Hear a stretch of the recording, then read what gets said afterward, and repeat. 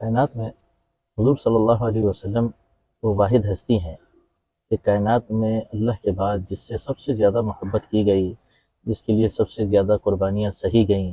جس سے سب سے زیادہ وفا کی گئی، وہ حضور پاک علیہ الصلوۃ والسلام کی ذات عالی ہے۔ اور صحابہ رضوان اللہ علیہم اجمعین نے اتنی محبت کی اور اتنی قربانیاں دیں اور ایسی وفاداری کی کہ تاریخ میں ایسی محبت کا ملنا اور ایسے واقعات کا ملنا بعید ہے۔ اور یہاں تک کہ یعنی جب ان واقعات کو سنا جاتا ہے، پڑھا جاتا ہے، تو ان پر یقین کرنا مشکل ہو جاتا ہے کہ کیا حقیقت میں بھی کوئی ایسی محبت کی جا سکتی ہے، حقیقت میں بھی کوئی ایسی وفاداری کی جا سکتی ہے، حقیقت میں بھی کوئی ایسی قربانیاں دے سکتا ہے جیسی صحابہ رضوان اللہ علیہم اجمعین نے حضور پاک علیہ الصلوۃ والسلام کے لیے دی۔ ایک موقع پہ ایک صحابیہ، یعنی جنگ احد کا میدان ہے اور مدینہ منورہ کے اندر یہ خبر پھیل گئی کہ حضور پاک صلی اللہ علیہ وسلم کو شہید کر دیا گیا ہے۔ یہ خبر جب مدینہ کے گھروں تک پہنچی تو عورتیں بے اختیار گھروں سے نکل آئیں حضور کے غم میں، اور ایک صحابیہ نے تو سواری لی اور میدان احد کا رخ کیا اور میدان کے قریب پہنچی، اور وہاں پہ جب ایک صحابی نظر آئے تو ان سے پوچھا ما بالا محمد، کہ حضور کے ساتھ کیا ہوا صلی اللہ علیہ وسلم۔ تو صحابی نے فرمایا حضور کا تو پتہ نہیں، لیکن میں نے تمہارے بیٹے کی لاش فلاں جگہ دیکھی ہے۔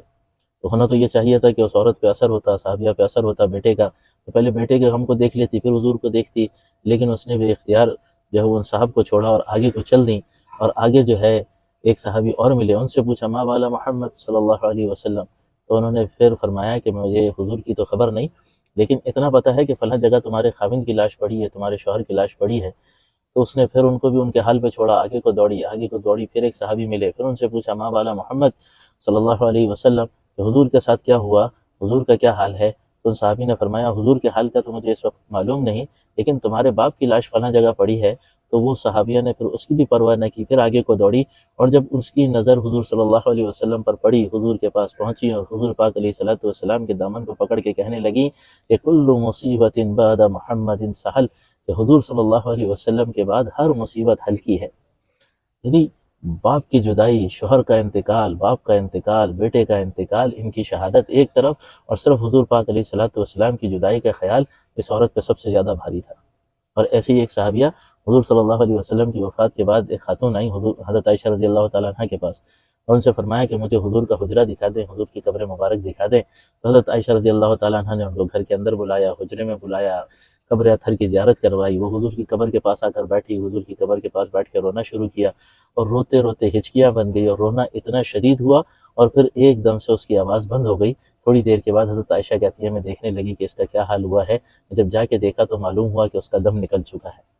تو حضور کی جدائی میں اس کی سانسیں بند ہو گئیں، دم گھٹ گیا، دم نکل گیا، ایسی محبت کرنے والے۔ اور ایک موقع پہ تو ایک صحابی رات کے پہر میں آئے، حضور صلی اللہ علیہ وسلم کا حجرہ کھٹکھٹایا، حضور کو باہر آنے کی زحمت دی۔ جب حضور باہر تشریف لائے تو حضور نے پوچھا کیا وجہ بنی اس وقت بلانے کی، تو صحابی کہنے لگے یا رسول اللہ، آپ کی زیارت کا اتنی شدت سے میرے اندر تقاضا پیدا ہوا کہ مجھے ایسا لگا کہ اگر آپ کی زیارت نہ کروں گا تو میرا دم نکل جائے گا، اس لیے مجبور ہو کے مجھے آنا پڑا اور آپ کو تکلیف دینی پڑی۔ یعنی اس قدر شدید محبت کرنے والے صحابہ۔ ایک موقع پہ احد کے میدان کے اندر ہی ایک صحابی کا خون بہت زیادہ نکل گیا، اتنا خون نکلا کہ اب زندگی کا بچنا مشکل ہے، زندگی کے آثار ختم ہونے لگے، آخری سانسیں کے قریب پہنچ چکے ہیں، آخری سانسیں اب چلنے لگی ہیں۔ تو ایک صحابی قریب آئے، انہوں نے حال دیکھا، پھر اپنے کان کو ان کے قریب کیا اور ان سے کہنے لگے کہ میں تمہاری کچھ مدد کر سکتا ہوں۔ تو جو زخمی تھے، جو شہادت کے قریب تھے، کہنے لگے صرف حضور کا دیدار کرنا چاہتا ہوں، آخری وقت میں حضور کا دیدار چاہ رہے ہیں۔ تو ان صحابی نے اس یعنی شہادت کے قریب ساتھی کو اٹھایا، اپنے کندھے پہ ڈالا اور حضور کو ڈھونڈتے ہوئے حضور تک پہنچے، حضور کے سامنے جا کے اس صحابی کو لٹا دیا اور ان کو آواز دی کہ اب تم حضور کے سامنے ہو، اپنی آنکھیں کھولو۔ جب انہوں نے آنکھیں کھولی اور پتہ چلا کہ حضور سامنے ہیں تو پوری قوت جمع کی، پوری قوت سے سر اٹھایا، حضور کے چہرے کی زیارت کی اور پھر اپنی آنکھیں بند کی اور اپنی جان آفریں پیش کر دی۔